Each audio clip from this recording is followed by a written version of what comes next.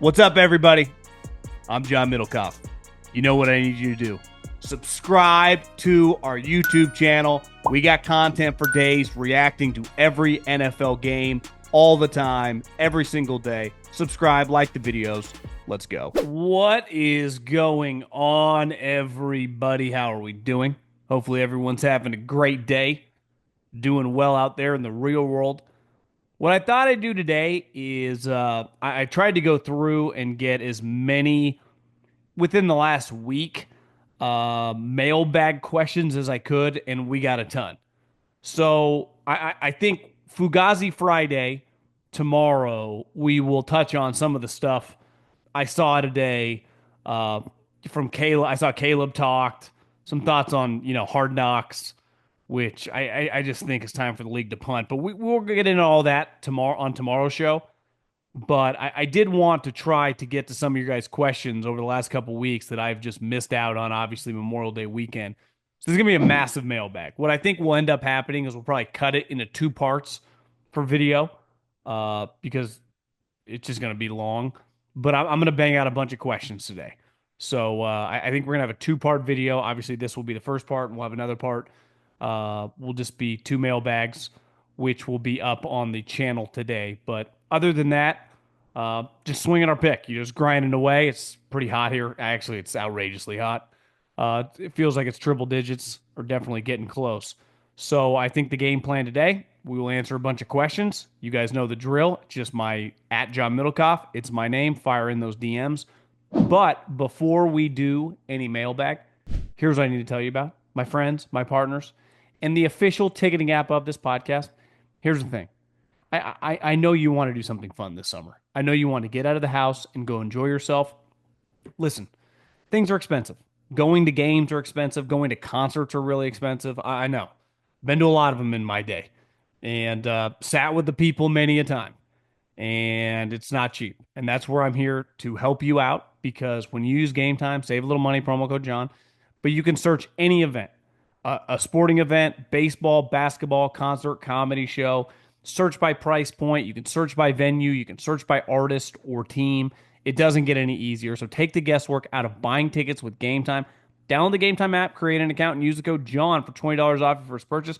Terms apply. Again, create an account and redeem the code JOHN for $20 off. Download the Game Time app today. Last minute tickets, lowest prices guaranteed.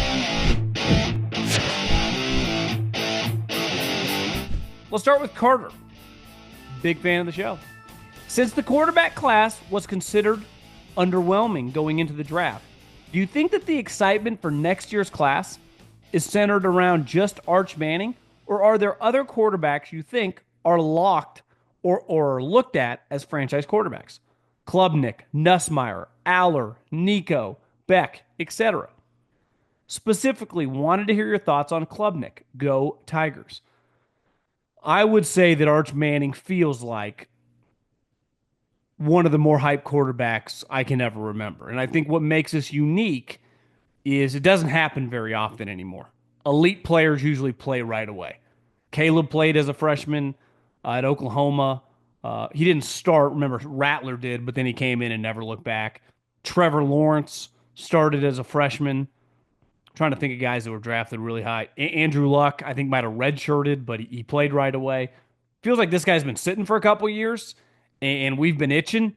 And listen, Quinn Ewers got drafted in the 7th round and was a hyped recruit, but like people were kind of over Quinn Ewers. Like, I want to see Arch Manning. And I've said from the beginning, the hype on Arch Manning feels like it's already reached Payton, Caleb, Trevor Lawrence levels, and he hasn't really played. It's not like, well, he's been a 2-year starter. He's now draft eligible. Like, sky's the limit. It's like, we'll see what he looks like against all the good teams. So I'm excited. And I think the buzz and, I mean, Texas is loaded. They are easily going to be one of the preseason picks to win it all. They feel like a lock playoff team.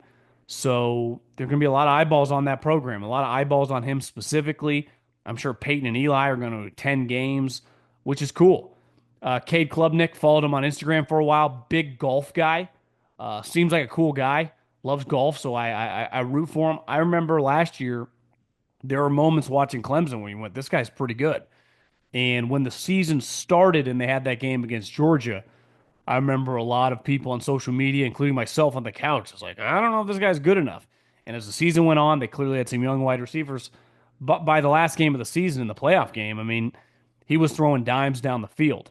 I think the hard part is to me, Drew Aller, there's a lot to like there, but it's hard to get that taste out of your mouth how that game ended against Notre Dame, where he threw the ball across his body with a trip to the finals on the line. I mean, that was an embarrassing moment for a guy that's now been a couple year starter. I know people push back, like Clemson or with Arch. It's like, well, they're loaded at wide receiver. I think the pushback at Penn State was like, well, their talent at wide receiver wasn't great. I want to like Drew Aller, but again, I'm biased. I had a lot of money on them beating Notre Dame, and that pass is just ingrained into my memory. Nico, he's not even draft eligible, or is he? No, I don't think he is. He draft eligible? Yeah, he is because he redshirted. I would say Nico's not an NFL player right now.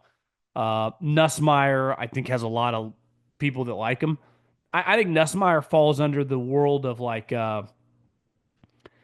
he's in the crew of like the Jared Goffs, the Daks, the Purdy's, like that type player.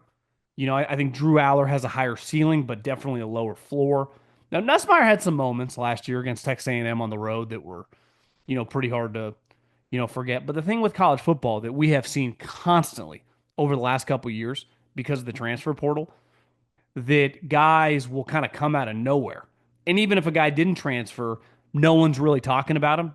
No one thought Jaden Daniels was going to be the number 2 overall pick, win the Heisman. Then boom, it happens. Joe Burrow was an afterthought. Baker Mayfield wasn't viewed as the number 1 overall pick. So Arch is not going to go away. Whether it's good or bad, he's going to be the talk of college football for a while. But there are going to be other quarterbacks that we are not talking about. You listed the most famous ones that are going to shove their way right to the front of the line. I mean, it's been consistently happening. I mean, hell, I don't think anyone at this time last year thought Tyler Shuck was going to get drafted in the top 40. Question for the bag. As an Eagles fan, I'd like to hear what your thoughts are on Saquon saying last year's team was a top 5 team of all time. I feel like that's extreme right now. But over the last 10 or 15 years, that team was extremely dominant on both sides of the ball in almost automatic play that got banned. From a talent perspective, they're one of the more talented teams in recent memory. Elite offensive line, elite defensive linemen. They had an all-pro linebacker. They had pretty special DB play. They have a star wide receiver in A.J. Brown. I mean, if Devontae's your second wide receiver, Saquon, it's weird saying this because his numbers, because of how shitty the Giants were, but he's a special elite talent. Yeah, I mean, their team is, from a talent perspective, is pretty awesome. They would be really, really tough to beat. Playing those Patriot teams, obviously they beat the Chiefs. I would say this isn't the best Chiefs team of the dynasty. But yeah, I don't know if they're a top 5 all-time team, but they're freaking pretty good. I mean, you win that many games, you're the number 1 seed, and you beat the shit out of the Chiefs in the Super Bowl. Pretty impressive. I don't think. The other thing is, like, it's hard for me to go top 5 of all time because I can't. The 70s and 80s, I'm sure there's a Steeler team that you would put pretty highly. I mean, there's a Raider team that won it in 75 with like a million Hall of Famers. There's some pretty special teams. Like, are they running on the 85 Bears? There's some really good defenses that I think would have been difficult for the Eagles. Just if you couldn't run it and they forced them into pass, like, could Jalen just pick them apart? Now, the rules that those guys played in aren't the same rules as now. It's one of those that's kind of stupid, right? It's a fun conversation, and I don't blame Saquon for saying it, but there's just no way. It's never going to be apples to apples because they played a completely different sport. They really did.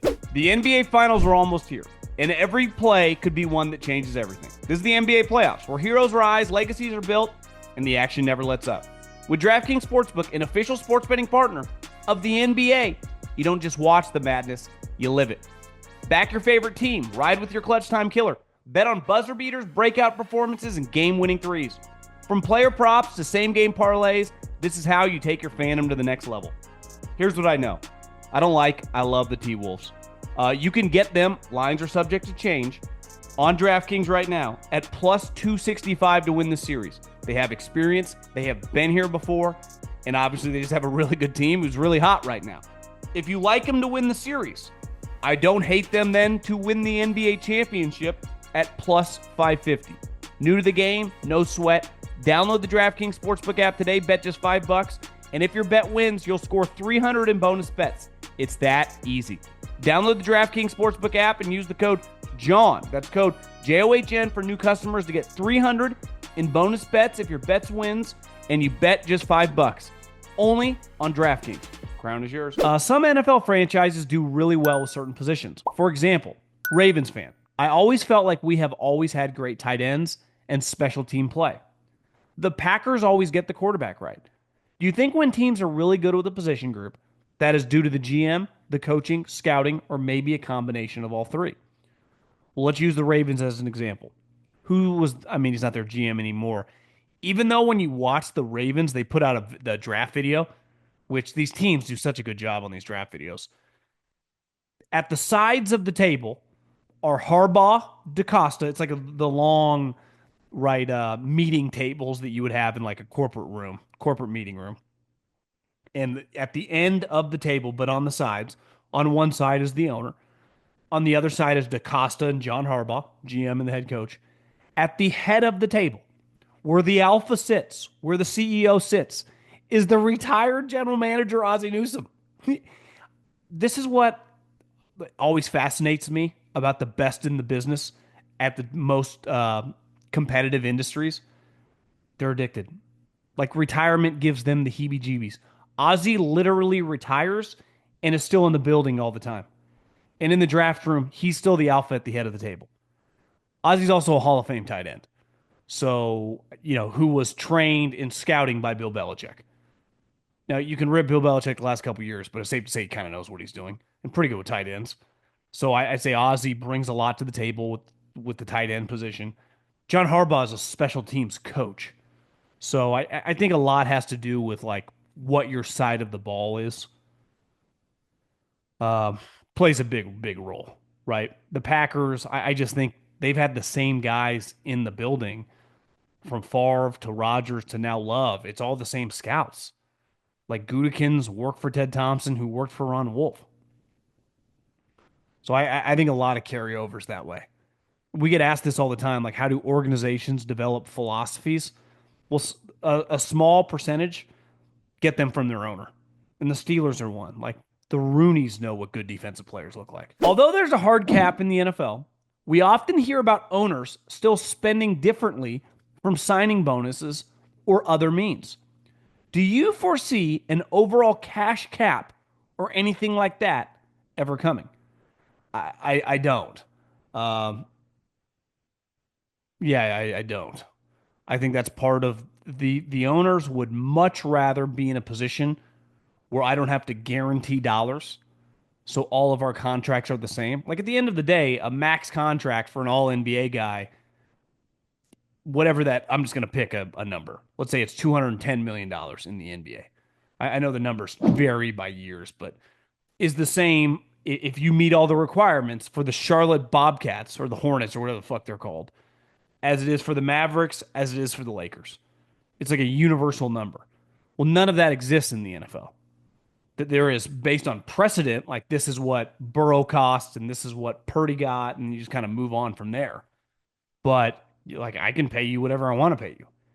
Like the NBA is like, this is what a mid-level exception is. And it's all guaranteed.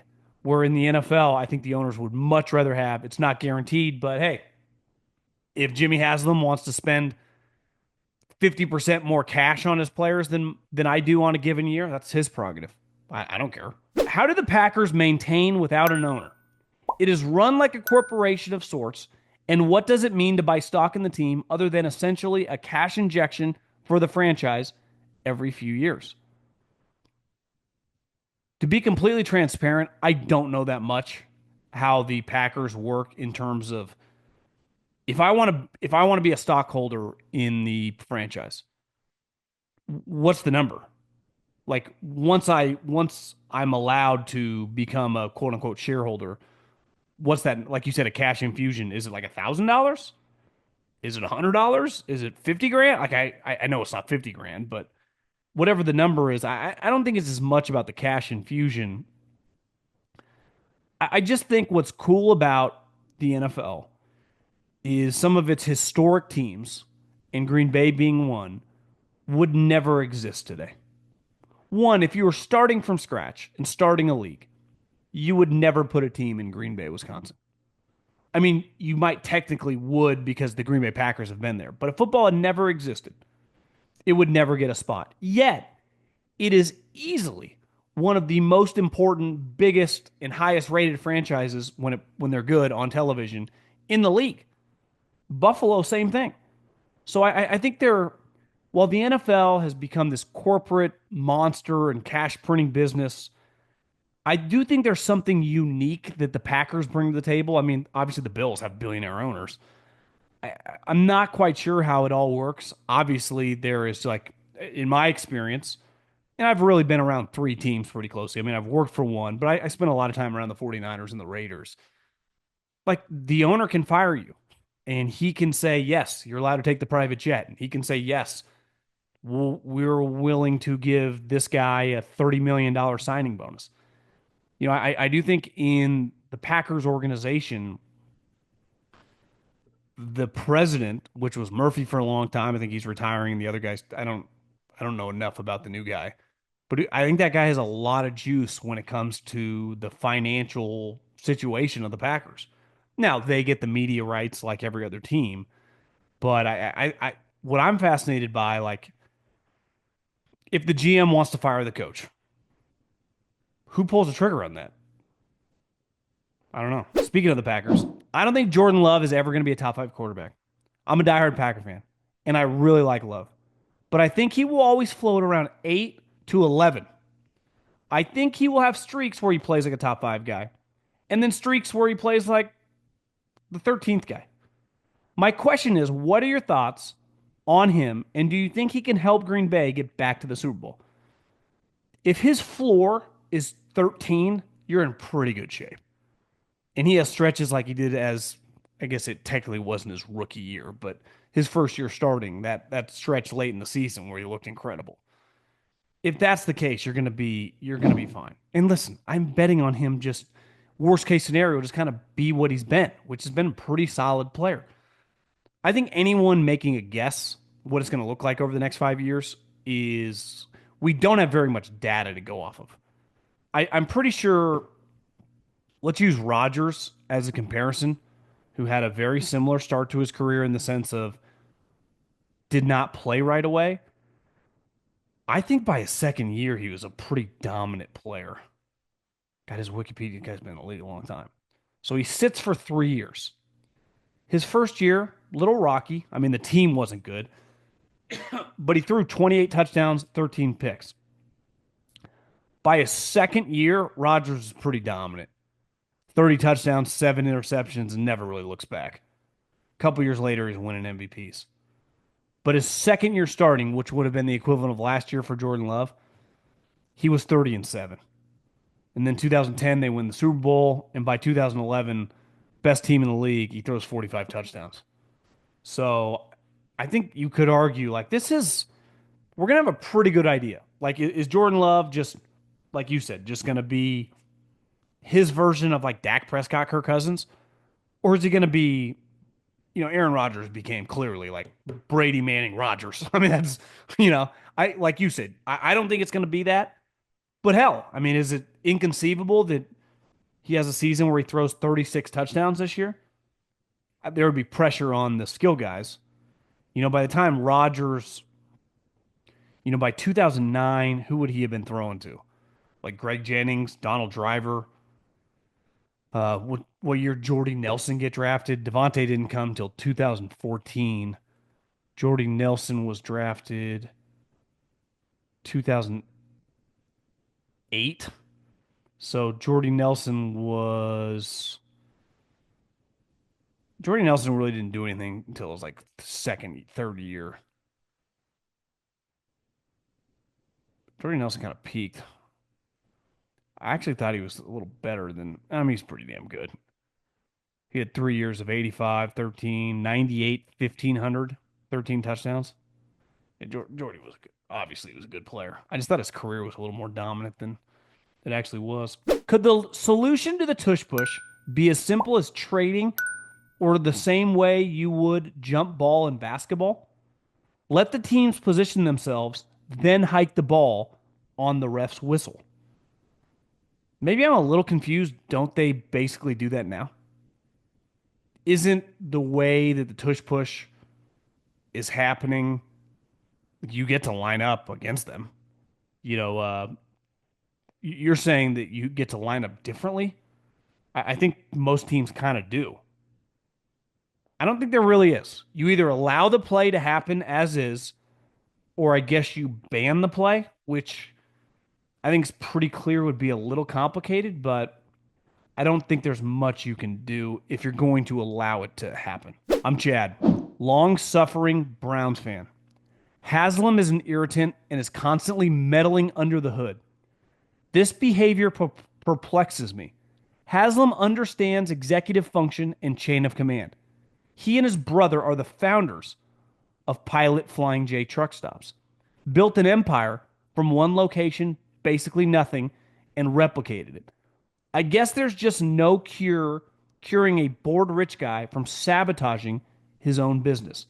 Just my take. I wouldn't consider myself a Haslam historian. I thought that they inherited a lot from their father, who had money. Now, maybe they created the Flying J trucking business. I have a family friend. I don't know him that well. My brother knows him a lot better. I knew him better when I was a kid, who created this trucking business and worth a lot of money now. I mean, it's the trucking business is pretty lucrative if you do it right and know what you're doing, and you can scale it. But I guess to my knowledge, I the way I talked about Jimmy Haslam was he was kind of born into money. Now, he might have been born like his father was well off and took it to another level. Regardless, they have more money now than his parents ever had. So I'm with you there. I think it's less about uh, bored rich guy. Here's what I would say. If you ran a business like a trucking company, there's only so much you can do.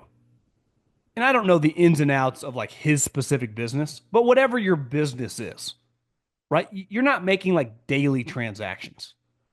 And you also don't have like a couple moments of the year that like make or break your business, right? Like a truck breaks down, a truck hits and kills someone. Like you deal with individual situations.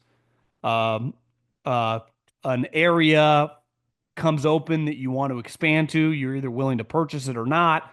Maybe you can argue how you're going to finance the purchase. But for the most part, it's kind of black and white after a while. Football is not. One, if you're an owner, you have, even if you like and know football, you don't know the playbook. Hell, a defensive coach wouldn't know the offensive playbook and vice versa. So the owner has no fucking clue about the plays. And then when it comes to player acquisition, like, are they breaking down the tape? Even if they meet the kid, it's like 15 minutes. Yet, like, they like to be involved in that, and that can really impact the success or failure of the team. Where even if I have a successful business and I make a mistake, right? Like I have, let's use his example. Like I recommend tires for some truck. This is a stupid example. But if it fails, you can quickly pivot and it might not even impact that much. Cost you a little money in the short term, but like big picture won't have an issue, right? Like gas prices go up, it costs you a little bit more money. But you've seen the ebb and flow of that after a while. Like in football, if you miss on a couple drafts, you're just fucked. Like it's just you give the wrong guy $230 million and he's your quarterback, you're donezo. You can't like there are limitations on what you can spend. We're in business like once I get big enough, Walmart, Flying J, Costco, whatever, some of these companies can make a bad mistake and buy their way out of it. In football, you can't really because you have cap constraints. So I think it's less about bored, and I think it's more about you just have more opportunity to be involved, which probably feels like fun. But when you make the wrong mistake in football, unlike in your normal line of work, it doesn't destroy you. Well, like I could try something on, let's just say I created, I'm like, hey, Colin, I got this, let's just pick some Nabisco hot sauce or Louisiana hot sauce. They're going to give me $100,000. They're going to pay for the production, me to fly around. I'm going to go to 10 restaurants and I'm going to do like a Guy Fieri, their best item. It's going to be completely paid for. And I think it'll blow up on YouTube. And then we do 10 of them and none of them, we can't even get 1,000 views. It's not a podcast. So it's just, well, if that fails, who cares? Just move on to the next thing. In football, it's like, well, Deshaun Watson failed and it was a disaster. Well, you're kind of stuck. That's what I think is a major, major difference in the business of the NFL than most of these other industries. It's probably a stupid example, but I'm a Falcons fan, and I've been enjoying seeing closeted Falcons fans that watch you fight back. I completely understand your questions with the Falcons front office. However, I disagree with when you say they don't have an identity. As a 21-year-old, I feel like my entire life, our identity has been getting sick ass skill guys with our first round picks. I'm not saying that's the right way to do things, but as a fan, it's pretty entertaining. And I would consider it an identity. Are you saying that is not really an identity? Also, there is news the Lions tried to get 22nd from the Chargers to get James Pierce. I think that if the Lions did that, everyone would praise them for being geniuses. But when the Falcons do it, we're idiots. What are your thoughts? I think on your first part, I think it's fair.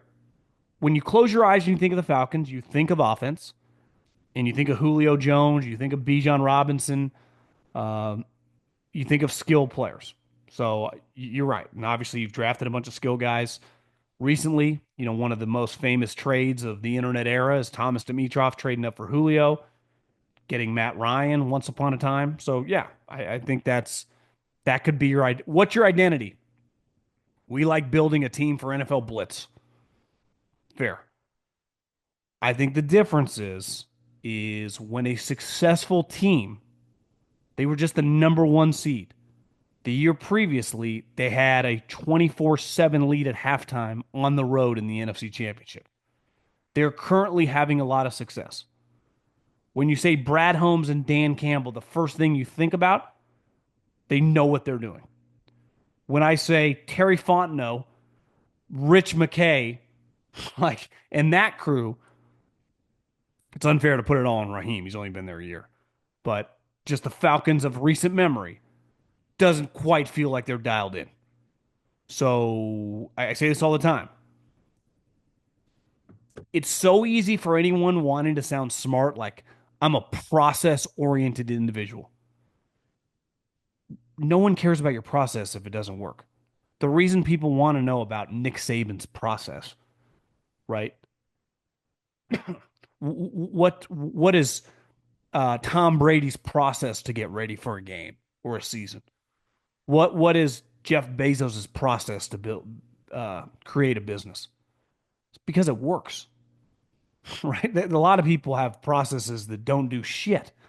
So I think I haven't seen that rumor. A lot of rumors. Who knows? I mean, there's a million trades. I'm not anti drafting James Pierce in general. Now, teams I know did not have him on the board. Some of them. I'm not saying all. But to trade a future first round pick to pick up a guy in the 20s when you haven't drafted in the 20s in a long time seems a little, how do I put it, risky? Seems pretty crazy to me. I'm not saying I'm a know it all. Not saying I'm even correct. But my reaction when you trade a first round pick for whatever the fourth, fifth, sixth defensive lineman off the board at pick in the mid 20s seems crazy. As a high school strength coach and football coach in Washington State, I'm seeing more and more kids going to football gurus and speed coaches in the offseason and many during spring football. In the NFL, how many guys actually use the team strength coach? And if so, are they required to do the team's workout program in the offseason? Or can they do whatever they want for their training? Love the podcast. Keep grinding. Uh, that's a good question. I would say it would vary by the team. I also think it would vary by the player. It's pretty hard to show up as a third round rookie and tell the coach, tell the GM, tell the strength coach, I got my own thing going. Now, if TJ Watt or Trent Williams or veteran players, I would imagine they do their own thing. And from what I've heard, it's just very dependent by the team. I think the most famous one was Tom Brady, but I think a lot of guys now have very specific stuff. And if it makes them comfortable and it proves that they're healthy, I think most of these teams let them be. I've heard from a couple strength coaches that like their job's kind of boring because a lot of guys don't really care or listen to what they say. Where 20 years ago, the strength coach and this is college football too, but definitely the NFL played a big role. Hell, when I was in the NFL, like everyone kind of there's some basic stuff. I think a lot of guys do their own thing. And in fairness, if I'm player X and I'm the starting wide receiver and I'm making 15, 20, $30 million, more than likely, like in the offseason, I'm training with someone that I trust. And then if I build the trust and I like that guy, I'm going to listen to what he says. So I think it's kind of a tough job for those guys. And from what I've heard, that's really grown. And maybe it's always been like that a little bit with star players. But I would imagine if you just went in late May, early June to one of these OTAs, because part of OTAs, like you're getting a good lift in as a unit or as a group. And maybe you rotate, maybe one group lifts, before breakfast and the other after lunch, or however it may go. Half the team, offense, defense. Not everyone is just waiting in line like you would in high school, right? So I think that's something that's growing and growing. But again, very individual specific. You're not mandated to listen. I know that. Did you know your credit card points and miles lose value while they collect dust? Imagine a credit card with rewards that can grow in value. Introducing the Gemini credit card. With the Gemini credit card, you can earn Bitcoin or one of over 50 other cryptos instantly with no annual fee. Every swipe at the store or gas pump earns you instant rewards deposited straight into your account. Plus, sign up now for $200 Bitcoin bonus to kickstart your rewards. Go to Gemini.com/card to learn more and start earning today. Terms apply. Again, visit Gemini.com/card now. Terms apply. The Gemini credit card is issued by WebBank. In order to qualify for the intro $200 crypto bonus, your application must be approved by June 30th, 2025, and spend $3,000 in your first 90 days. Terms apply. Some exclusions apply to instant rewards in which rewards are deposited when the transaction posts. This content is not investment advice, and trading crypto involves risk. For more details on rates, fees, and other Gemini credit card terms, see rates and fees. Watching for two. Hypothetically, if you were Jerry Jones, what would be your course of action to get the Cowboys to the Super Bowl? What are your thoughts on the possibility of Dak ever being able to win the Super Bowl or even compete for one? And who's your pick to win the NBA Finals? I'm recording this after the Knicks-Pacer game 4. So they're up 3-1. And before game 5 of Minnesota OKC. I have Minnesota to win the conference championship, which by the time you hear this, they might be out. I almost chased that bet and bet on the Knicks to win the game on Tuesday night and win the series. Thank God I kind of got cold feet. I'm like, this is not good gambling. Chase something you don't even totally believe in. But I would say that OKC is probably going to be pretty tough to beat. I do think, though, Indiana, from a gambling perspective, I looked, you get them like plus 450 to win the NBA championship. Now, clearly, OKC should be the heavy favorite. But if let's just assume, let's say Indiana wins in five. They have had back to back series. The Cavs were the one seed, and they beat the shit out of them. The Knicks, who might have beat the Celtics, even if Jason Tatum hadn't gotten hurt, the Pacers kind of kicked their ass too. you know, I mean, the Pacers were going to beat them fair and square. The Pacers, or excuse me, the Knicks beat them fair and square, and the Pacers are killing the Knicks. Killing the Knicks. Like, are we sure the Pacers aren't just really good? And the one thing is, like, someone who's watched basketball for a long time, the Knicks, if this series had gone the other way, the OKC would have been an awful matchup for them. They have a million defensive wing guys that they could throw at Jalen Brunson. It would be a problem. But the Pacers have all these like athletic wing 6'5" to 6'9" guys like OKC. And they fucking run and gun. Here's the other thing. Rick Carlisle's elite. And in basketball, I think coaching's a little overrated at times. But like in the playoffs, it's not. And Rick Carlisle is big time. And if they win another game, he will take his. How many teams he's taking in the NBA Finals? I do think they'd have a shot.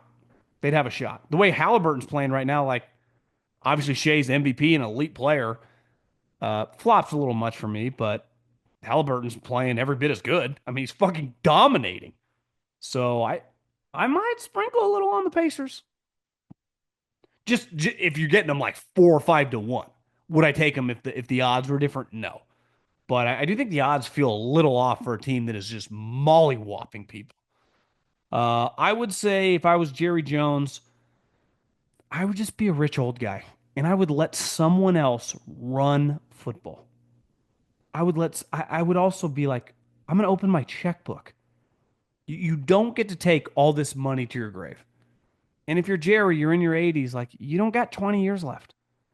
So the Cowboys have proven like they pay a couple guys, but they don't spend nearly as much cash as the top teams. Hell, a team in their division dwarfs them in cash spending. So I'd go, you know what? I got billions of dollars. Wells Fargo and Bank of America and Chase does not follow the hearse. It doesn't follow you when you get put in the ground. So how about we start cooking the books by giving insane amount of cash to signing bonuses and get players we want? And I'd say, listen, Dak, this would have gone back to when Todd France and Dak negotiated. I'd say, Dak, I think you're a good player. And I believe that you're good enough to get hot in a playoff stretch. But if you want to bend me over and take every penny, you're not good enough for us to win. And you are making so much money off the field because you're the starting quarterback for the Dallas Cowboys.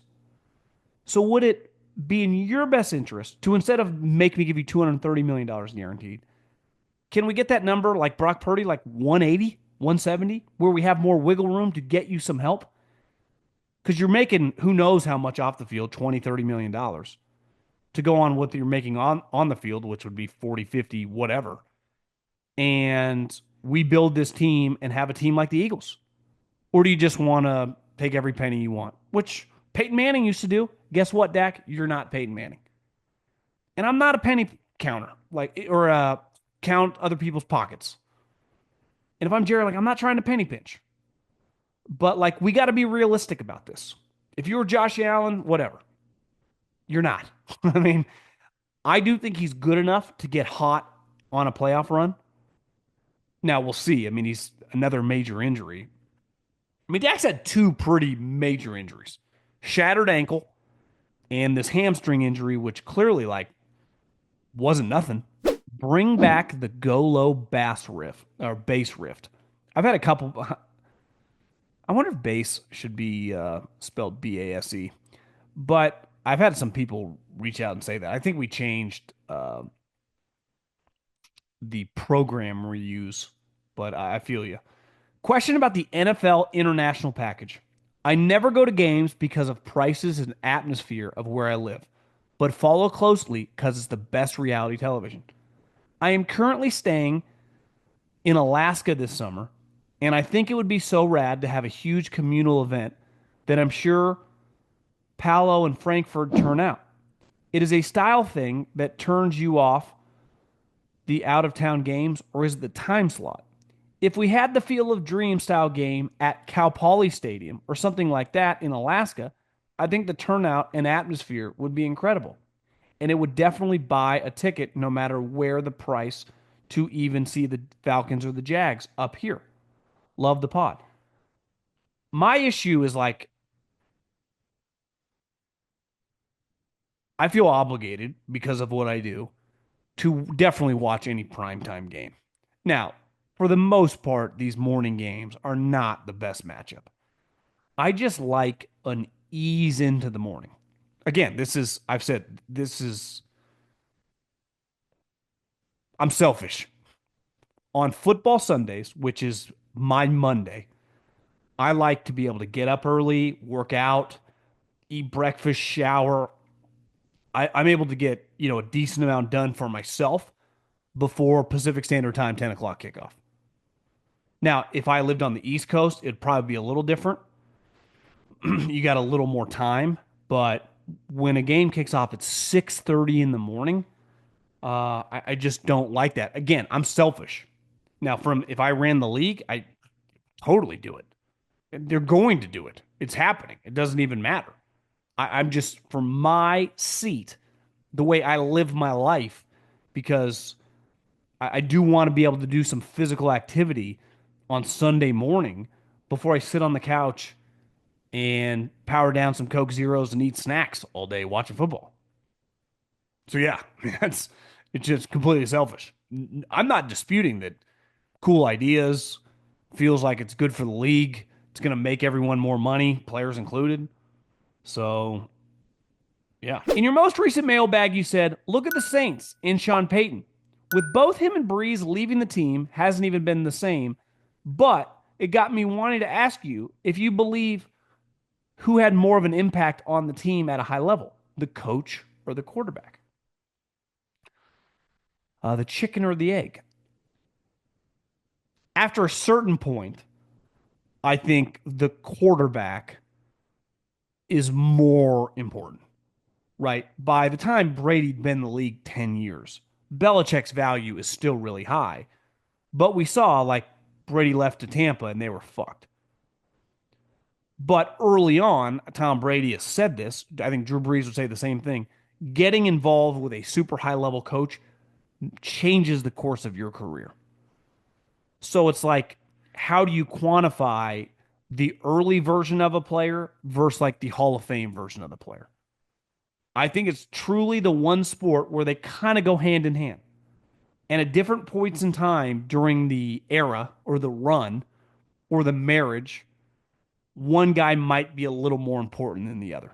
Right? Tom Brady, his that first stretch when they won 3 Super Bowls in 4 years, Bill was more important. The way the team was constructed, the way they played, how good the defense was. By the time Tom Brady became the MVP version, like Tom was probably more important. But like when you factor it all into one conversation, like I think it's pretty close to being equal. So when you're talking like an elite player and an elite coach, I think they bear a lot of responsibility to each, right? I mean, the coach's job of managing the personality separate from the quarterback, managing the coaches. I mean, being a head coach is really, really hard. The reason most guys fail because of the difficulty of the job. People think I just say this to say it, but like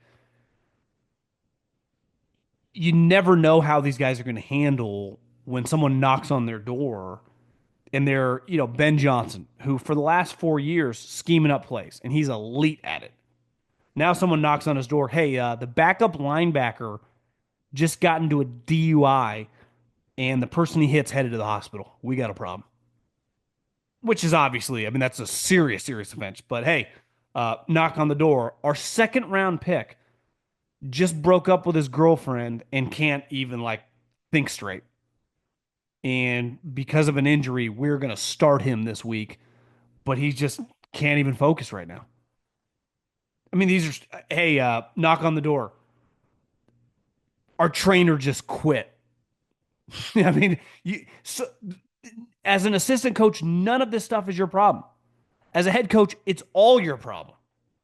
And when you're the play caller, you still got to balance all that stuff as well. So it's really really hard.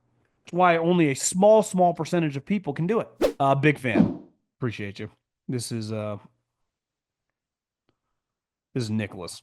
As a Commander fan, I've been pointed out and noticed that it's been pointed out and I've noticed that Adam Peters typically draft people whose RAS, it's like a scoring system, RAS, is in the upper echelons of 8 plus.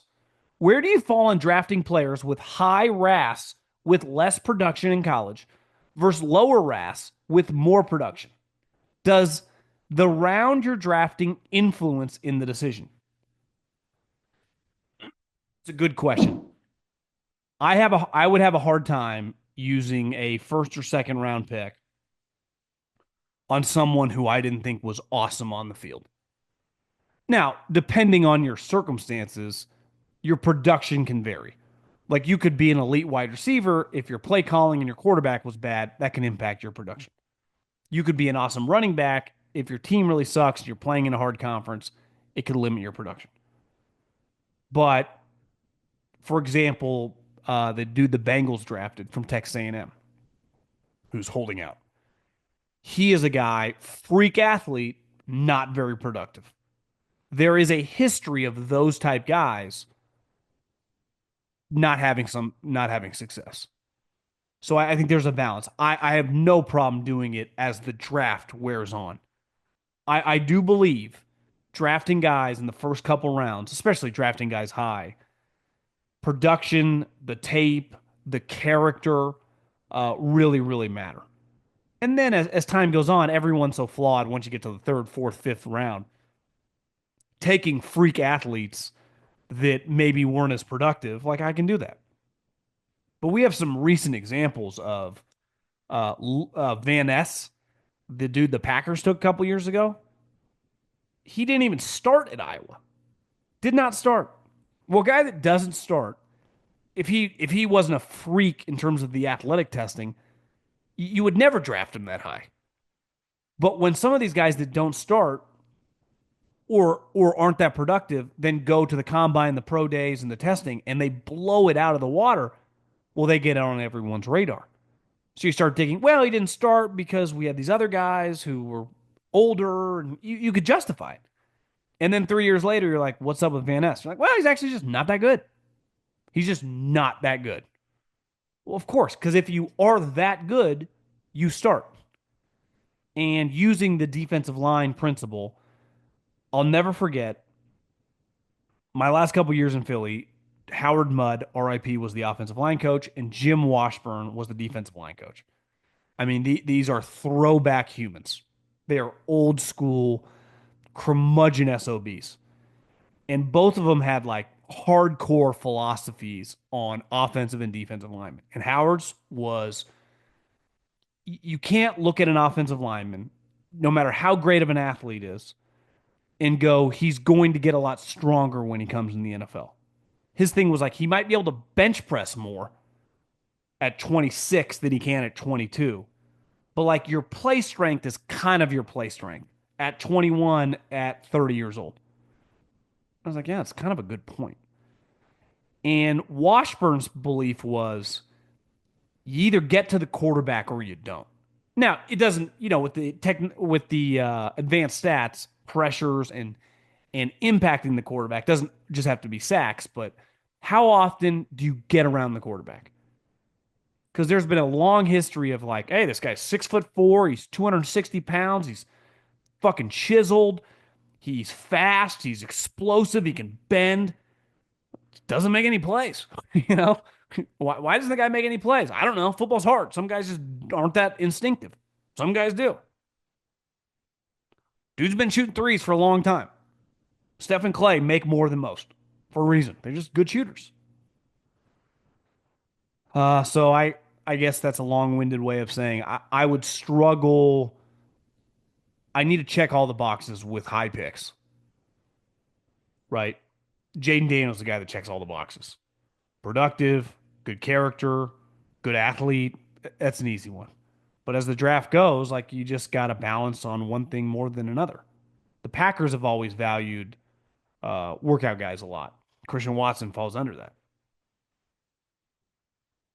He was definitely more of a height, weight, speed guy than he was like a productive guy in college. Now, he also played at North Dakota State, so there's a lot of variables. So I think part of this is like you have all these different variables.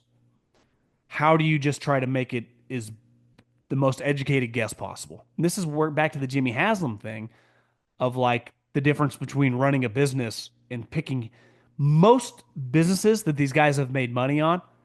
I let's say I owned a bunch of parking lots. I owned a bunch of office space.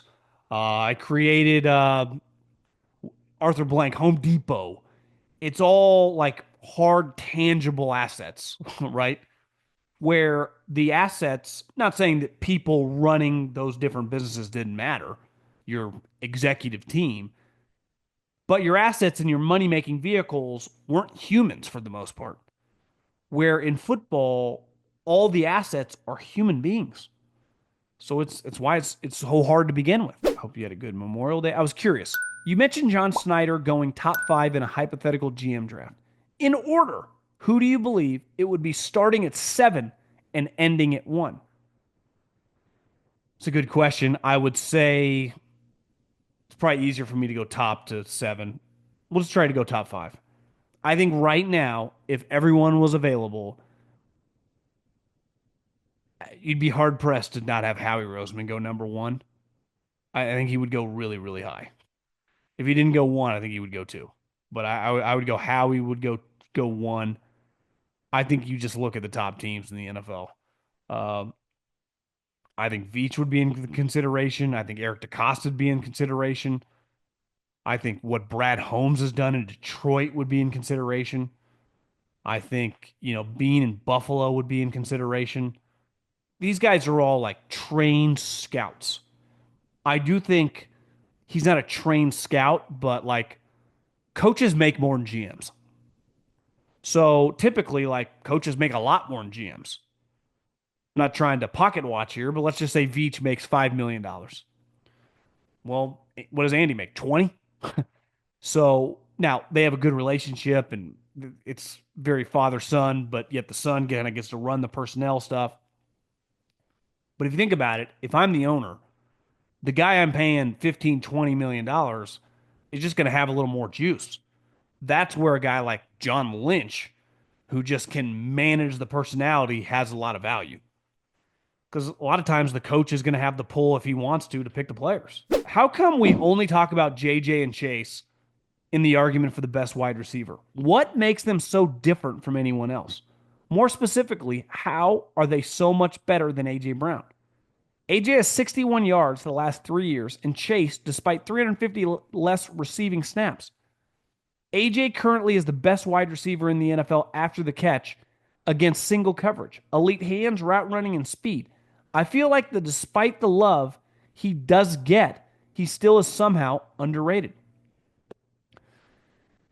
He's been banged up a little bit. I think it's part of it. So he's missed some games. Let's look at his recent production. I guess he's been relatively healthy since he's been in Philly. Last year, 67 catches. The year before, 106, 1,500. Pretty damn good. I think Jamar Chase.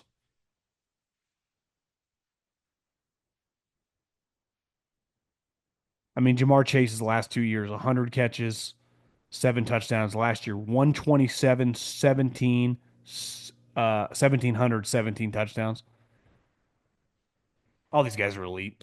Could be age too. Jamar Chase is 25. AJ sneaky younger than you think. He's only 27. I mean, all these guys are fucking monsters. I don't think anyone would complain. It's like, I get Justin Jefferson, you get AJ Brown. Like,